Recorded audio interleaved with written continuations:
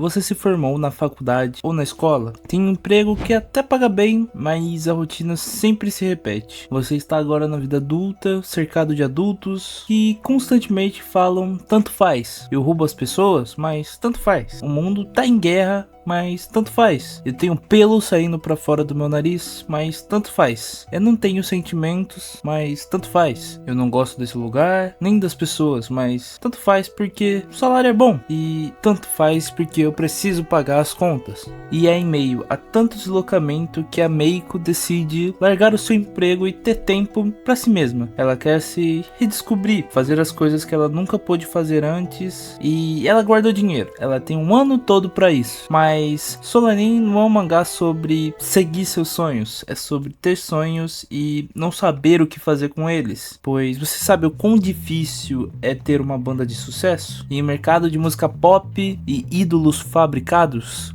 O quão difícil pode ser lidar com críticas negativas ou julgamentos? Tentar nunca foi fácil e nunca vai ser. E o mangá Solanin fala justamente sobre essa transição entre jovens aprendendo a lidar com questões e desafios considerados de adulto e refletindo crises presentes durante a fase dos 20 aos 30 anos, mais ou menos, onde envolvem sentimentos mistos de ansiedades, frustrações e a sensação de estar atrasado em comparação aos outros, principalmente com idades próximas a você. Solanin é um mangá escrito e ilustrado pelo Inio Asano, o mesmo de Boa Noite Pum Pum, que eu não li ainda, porque ele parece ser bem complicado e temas bem mais pesados. Então aproveitem aí e deixem nos comentários se gostariam de um vídeo falando sobre Boa Noite Pum Pum. Enfim, Solanin foi publicado em 2005 e se encaixa naquele gênero maravilhoso chamado Slice of Life, só que ele é mais de verdade. Você simplesmente consegue se identificar nessa história muito fácil. E hoje, com meus 24 anos, eu consegui me enxergar muito nesses personagens, tanto de forma negativa quanto positiva. A vida adulta, o mercado de trabalho, os estudos, tudo isso pode ser simplesmente sufocante. E às vezes só se afastar disso tudo pode ser bom ou não. A história de Solanin começa com o casal Meiko e Taneda. Eles se conhecem na faculdade, num clube de música. A Meiko é uma personagem um tanto quanto sem sonhos. Ela é meio sem ambição e se vê como uma pessoa sem talento.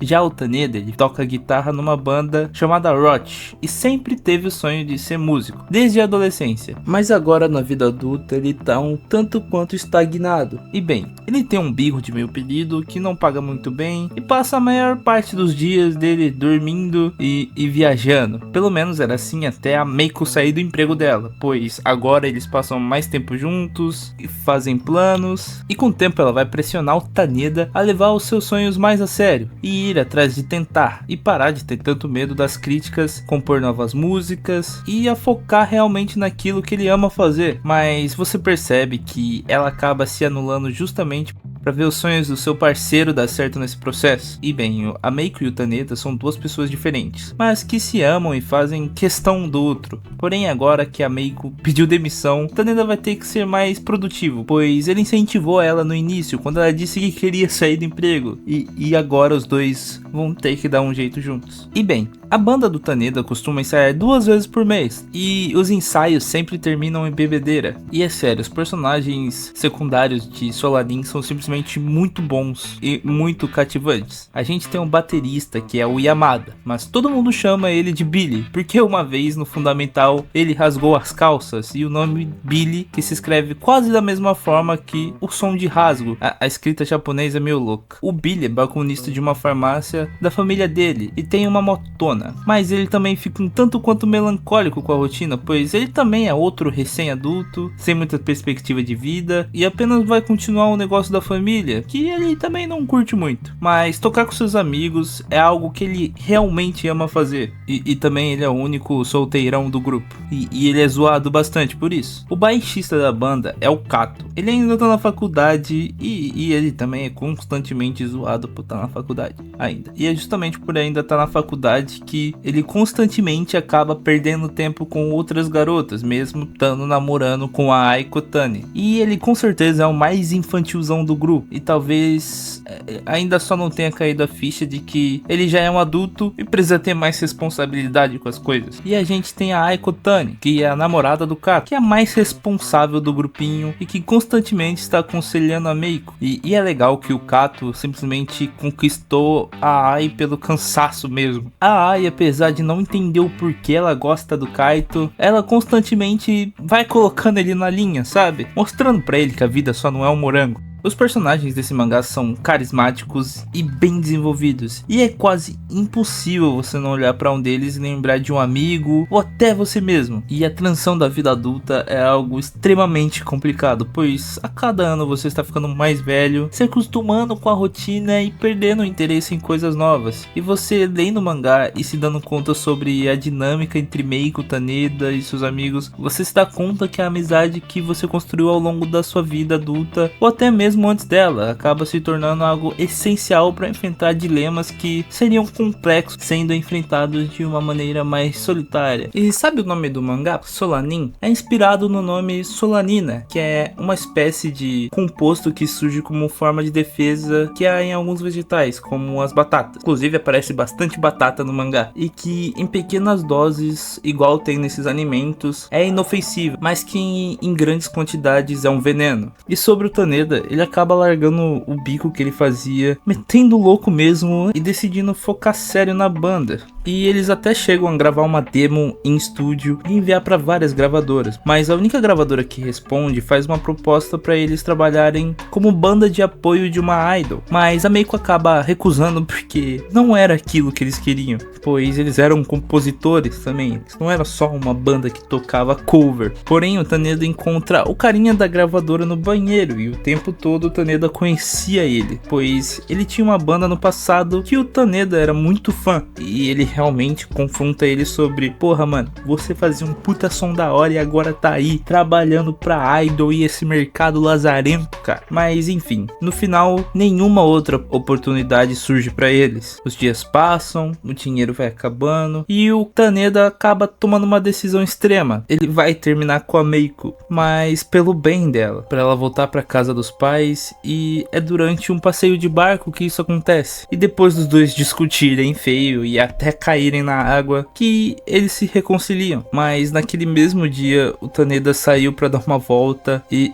ele nunca mais voltou. Um dia se passa, 2 dias, 5 dias se passam e a Meiko tá mal e o pessoal tá cuidando dela e ninguém teve notícias dele até agora. E quando ele finalmente liga para dar notícia, ele conta que voltou pro lugar que ele trabalhava e implorou pelo emprego de volta. E ele conseguiu, só que agora trabalhando por tempo integral. E ele passou os últimos 5 dias trabalhando igual louco e conseguiu comprar um celular. E você vê o brilho no olhar da Meiko de saber que ele tá bem e tá voltando pra casa. Mas é durante o caminho de volta pra casa que tudo muda. As frustrações de dar tudo de si e não conseguir, o sentimento de não poder se dar ao luxo de tentar mais, de não ser mais suficiente, junto com a falta que ele sentia da pessoa que tanto apoiou ele, tudo isso faz o Taneda se distrair e acabar sofrendo um acidente. Alguns meses se passam desde a morte dele. A Meiko agora trabalha numa floricultura, não porque eles pagam bem, mas sim porque ela tava só com vontade de trabalhar naquela floricultura. E tem até um carinha que também trabalha aqui, mas que é mais novo e ainda tá na faculdade, e ele gosta muito da Meiko e até chega a se declarar, mas é muito cedo para um relacionamento ainda. As coisas, apesar de normais, estão indo mal, todos estão sentindo a perda, e para quem já lidou com luto não é algo fácil. Você fica pensando na falta daquela pessoa, no jeito dela, na voz dela, e fica se perguntando o que você poderia ter feito por ela. E no caso da Meiko, ela fica se perguntando tudo, e principalmente ela sente saudade, tristeza e muita culpa, pois quando ela largou o emprego dela, ela acabou pressionando muito o Taneda, e quando as coisas não deram certo, ele já tava surtando. E uma cena marcante é quando ela está vendo TV e passa a mesma idol daquela proposta que a banda recebeu, e a Meiko joga a TV no chão, e bem, é nesse momento que o Billy tava na porta, pois tá todo mundo preocupado com ela, principalmente o Billy, pois há muito tempo ele já gostou da Meiko. mas as coisas vão realmente mudar quando o pai do Taneda vai visitar ela para buscar as coisas dele. E é sério, o tiozinho é muito gente boa e ele é até meio atrapalhadão, igual era o Taneda mesmo. E estranhamente,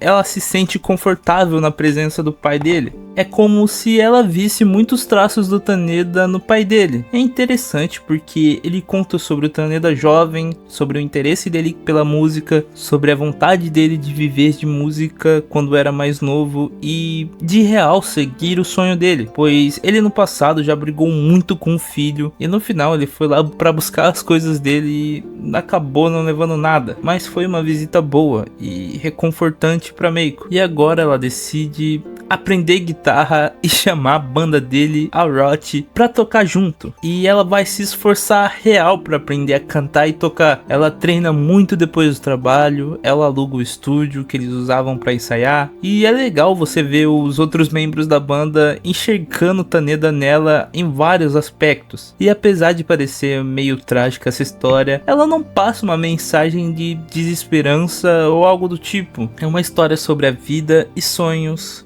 que a gente vive adiando, sonhos que a gente ainda não tem, sonhos que a gente desistiu e muito mais sobre aproveitar o agora, mas sem tentar fingir que o futuro não existe. E bem, o Kato acaba arrumando uma apresentação para abrir o show de outra banda, que é a banda de uma colega da faculdade, e apesar da Meiko ser completamente iniciante nisso, ela topa fazer a apresentação, que vai acontecer daqui a um mês, e vai ser nesse tempo que ela mais vai se dedicar a cantar e a tocar. E ela acaba lendo o diário do Taneda também. E ela percebe que a música que o Taneda escreveu, Solanin, que ela sempre acreditou que era uma música sobre relacionamento e despedida. E que na verdade sempre foi uma música que fala sobre superar o seu eu do passado. E é sobre deixar pra trás e seguir em frente, sabe? Como uma nova pessoa. Até que chega o dia da apresentação. Eles estão no palco e é hora de colocar tudo pra fora. O momento que ela tanto treinou chegou. As primeiras músicas, ela teve vários erros, mas quando chega a Solanin, ela canta com tudo de si. Ela simplesmente não tem um erro. Inclusive, essa música existe, você pode ouvir ela. Ela foi feita pela banda Asian Kung Fu Generation, e é a mesma banda que canta a primeira abertura do Naruto. E foi feita para a adaptação do filme. Sim, tem um filme de Solanin que se chama Soranin. Esse negócio de LR para japonês é meio louco. Bem, depois dessa apresentação, a Meiko arruma um novo trabalho e vai se mudar. E é claro, seus amigos ajuntam na mudança, mas agora é uma nova Meiko, sem medo do futuro. E esse mangá, ele simplesmente mexeu muito comigo. Ele apareceu pra mim na hora certa e me deu uma esperança de futuro, uma sensação de saudade de tudo que foi bom, com ansiedade do que ainda tá por vir, sabe? Enfim, leiam esse mangá e deixem aí nos comentários quais obras eu posso trazer. Eu tô sempre respondendo todo mundo e dando uma lida nas obras que vocês mandam. E sim, tem o filme de Solanin, mas eu confesso que eu não gostei muito do ritmo do filme, igual eu gostei do ritmo do mangá. Porém, as músicas que o Asian Kung Fu fez pro filme são brabas e merecem atenção. Então eu recomendo você ouvir enquanto lê essa obra maravilhosa, pois o bagulho é bom.